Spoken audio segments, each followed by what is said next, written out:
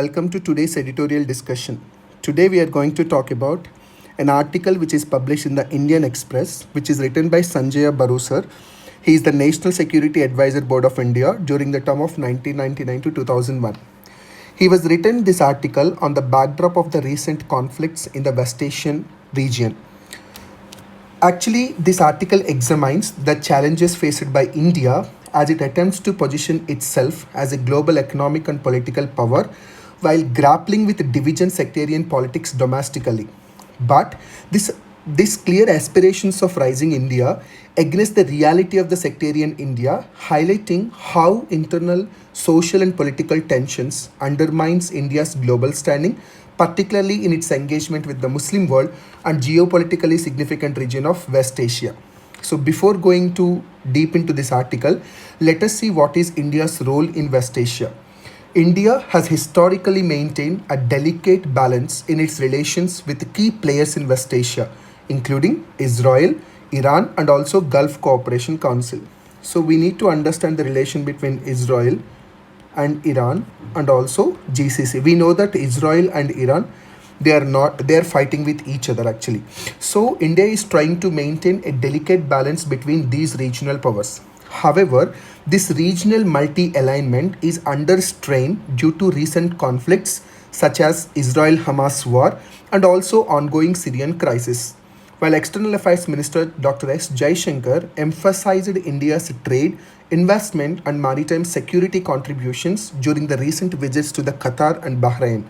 This article actually critiques India's lack of a proactive or influential stance in addressing the regional conflicts. And we know that India's ambitious infrastructure initiative, that is India's Middle East Economic Corridor, which is very important for India actually to have its energy security, which is aimed at countering China's Belt and Road Initiative. Currently, it has been stalled by renewed violence in the region.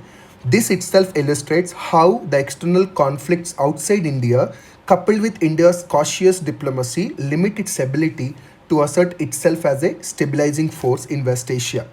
And now we will see about domestic politics and also international perception. According to this author, he clearly mentioned that the detrimental impact of India's domestic sectarian politics on its international reputation, incidents of the religious polarization, demands for the destruction of minority religious sites, and also rising communal tensions, which contradicts India's calls for peace and inclusivity in the countries like Syria. Such contradictions weakens India's moral authority and also credibility on the global stage, particularly in the eyes of the Muslim world. Because India is telling that please try to maintain enough balance. Not only about Syria, even India is clearly talking the same thing with respect to the Bangladesh as well. So the India's foreign secretary, who are currently in the Bangladesh, he is demanding the protection of the Hindu minorities in that country. Obviously, the rest of the world is watching India very closely about the status and securities of the India's minorities. So this is also very important to consider. The third important factor here is economic consequences of the sectarianism. The author clearly highlights the economic costs of the sectarian politics, which includes the decline in the investment,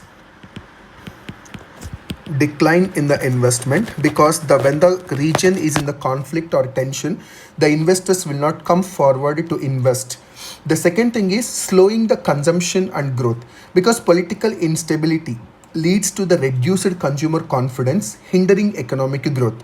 And the third important factor the author is highlighting here is the talent emigration. So an increasing number of the skilled Indians are leaving the country due to concerns over social and political instability in some regions. Now, the author is also telling that what should be the long-term strategic choice. And in this context, actually, he also quoted the previous Japanese Prime Minister Junichiro Koizumi stand, will India align itself with the rising Asia of the East or unstable Asia of the West? So while India has strived to emulate East Asia's industrialization, globalization and political stability, sectarian tensions threaten to pull the country towards the instability characteristics of West Asia. So this article also critiques the comparisons to the GCC countries, which despite their wealth and stability are not democracies.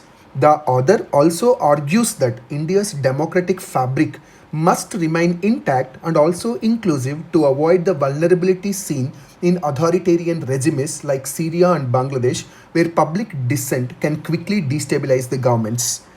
And the most important thing the author tries to address is to be the elephant in the room. So the elephant in the room, according to the author, is India's engagement with West Asia in its domestic political environment.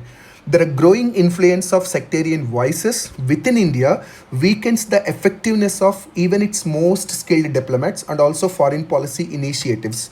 So the author stresses that a stable, inclusive, and democratic domestic environment is essential for India to project itself as a credible regional and global power. So the elephant in the room has to be addressed first before it is engaging with the West Asia. On the conclusion, the author clearly says that the India's aspiration to rise as a global power cannot be realized on the foundation of a fractured domestic polity. So, a positive rising India narrative must be built on inclusivity, stability, unity, but not on the sectarian divides. So, India's future lies in embracing the domestic values and democratic values that have historically defined it, ensuring the domestic politics does not derail its global ambitions. This is actually author narrative. But if you can come to the UPSC preparation, this article seems like the criticism is, with respect to the government of India. But as an aspirant, we have to go for the middle ground. We do understand that the other is trying to see that before we are telling to the others, let us make our house to be perfect. That is what other is telling, because India is telling to the other countries that please maintain the protection of the minorities. Now the other is questioning that what about the minorities of India in India? So that is what he is questioning. But if you can see the realistic trends, whatever the acts done by the government of India, which is utmost important with respect to the national security. It is not about a complete division is really happening with respect to the minority communities. But anyway, we have to respect the views of the other also. But whenever you want to quote something in the mains examination answer, for example, in India also some sectarian trends are happening. If the question is asking in such manner, you can quote according to even Sanjay Baru sir also. He also clearly says that India is clearly going towards the sectarian trend rather than to the inclusivity trend. We have to promote the inclusivity rather than the sectarian trends. In that way, you can use this article, but we should not take this article essence exactly as it is taken by the writer. That was not good with respect to the UPSC preparation. That's all for today's editorial discussion. We will meet tomorrow. Thank you.